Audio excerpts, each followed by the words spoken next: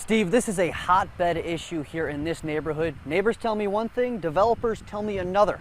One thing that we do know, City Council will be asked on Monday to send this back to planning and zoning. Lee, the new roundabout here is supposed to help with traffic flow and safety, and a little bit after 1, I saw a multiple vehicle crash right behind me at this very intersection. And when I spoke with neighbors and businesses, they say this intersection is dangerous.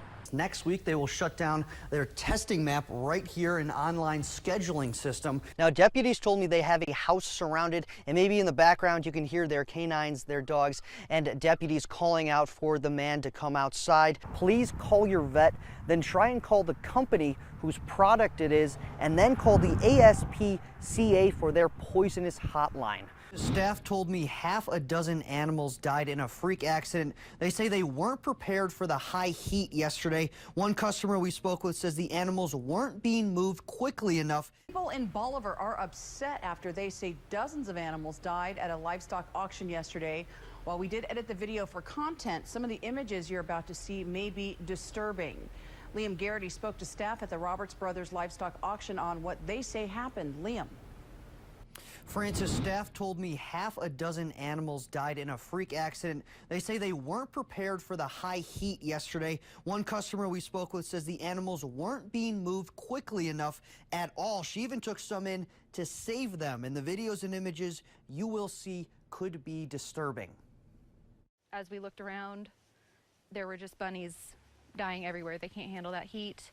There were dead chickens in multiple different cages. They're not mine. Stop. I'm just trying to save them. I don't think there was a thought to pause it because they wanted to try to get these animals back to where a new place, either back home with their original owner or home with the new buyer. Whole shaded area, but nobody had it until after they sold it. Saturday at Robert Brothers livestock auction in Bolivar, customers called it chaos. They had set aside in kind of the dead pile. And I said, have you checked that one yet to make sure they're all dead? And he just kind of scooted it to me. Customer Colby Hodges says animals weren't being moved quick enough. Debbie McGinnis, a spokesperson for the auction, told me everything happened too fast. Without a question, we're sorry that it happened.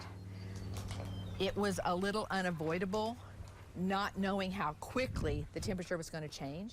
She says this is not normal. We've been in business for 64 years. We've never had anything like this happen before.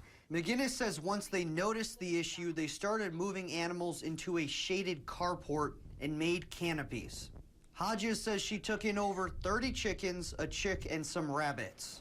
She feared they would die in buckets if left out in the heat. As I started pulling them over into the shade, was about half live, half dead. Hodges says even after getting them home, more died. And she saw dozens of dead animals at the auction. But McGinnis told me out of 565 heads, half a dozen died.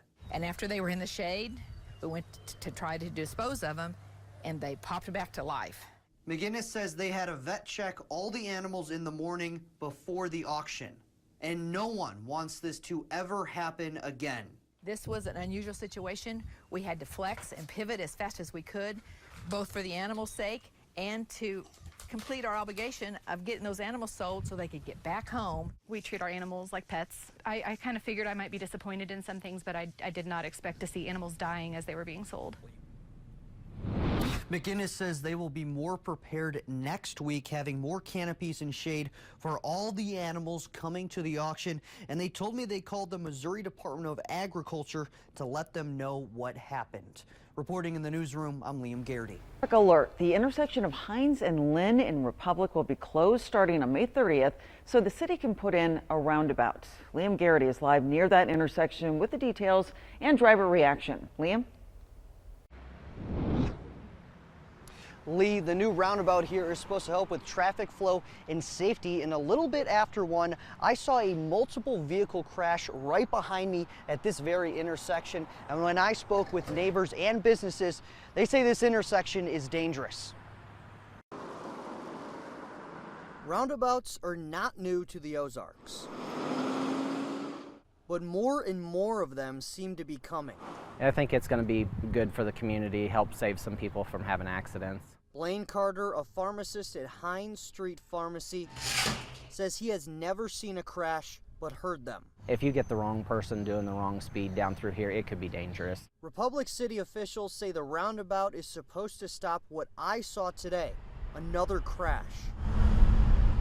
Carter and neighbor Amy Bayless say this could bring minor problems, but safety comes first. Probably going to be a little bit of an inconvenience for business because obviously patients are not going to be able to travel down the street that they're used to doing. Going to be a little beneficial because this is a high traffic area and we do have a lot of speeders that come up through the intersection. Bayless says many drivers think it's a four-way stop when there's only 2 stop signs. It seems to be confusing, especially when you have people that are not from our area. They don't really know how to work the extra turn lanes. Republic Police say in 2022, they had 4 accidents at this intersection. Both Bayless and Carter hope after the roundabout, they have a safer traffic flow. It's a very dangerous intersection. They've been needing to do something for it for a long time. Hopefully it's just going to be a lot more convenient for folks to be able to avoid having so much congestion, trying to leap across the intersection in front of cars. The roundabout is supposed to be finished by this August, right before the school year starts. Reporting in Republic, I'm Liam Garrity. For many people, this is peak gardening and landscaping season, but dog owners need to be careful which mulch they put down. Cocoa bean mulch can actually poison your pet. Liam Garrity spoke to a veterinarian about its dangerous effects. Yes, Lee, if you're landscaping, this can attract dogs and it can be poisonous. A veterinarian told me if any dog, big or small, eats around 3 ounces of this stuff, it can be very dangerous. And he says for pet owners, stay away. Keep it away from your animals, especially if you love them. Don't want any sick animals around here. There's all kinds of mulch, and mulch is pretty cheap, so I'm not sure why you would need cocoa mulch. Cocoa mulch can be found online and in nearby stores.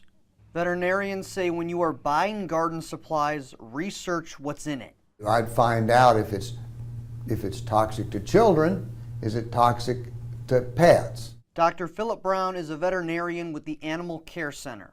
He says cocoa mulch has similar effects chocolate would have on animals, but this mulch could cause seizures. You have the caffeine, which makes them hyper, increases the heart rate, and could create problems. And then you have the theobromine, which can affect the kidneys. Ralph Fries told me he just got a puppy. Let's go for a look. Come on. He says he already knew the dangers of cocoa mulch. No, I just wouldn't even have it in the household. Don't take any chances with this silly puppy. Dr. Brown says the first signs of sickness are vomiting and upset stomachs. You just don't want to let it go on and on and on. And people tend to say, well, he just threw up one time. Well, maybe not. We don't know what all the pet got into. Everyone I spoke with says if your pet is sick, don't hesitate to take them to a vet. They're man's best friend, and they keep us happy, and we just want to provide a good life for them. Don't take any chances. Don't want to lose them. They're just like family.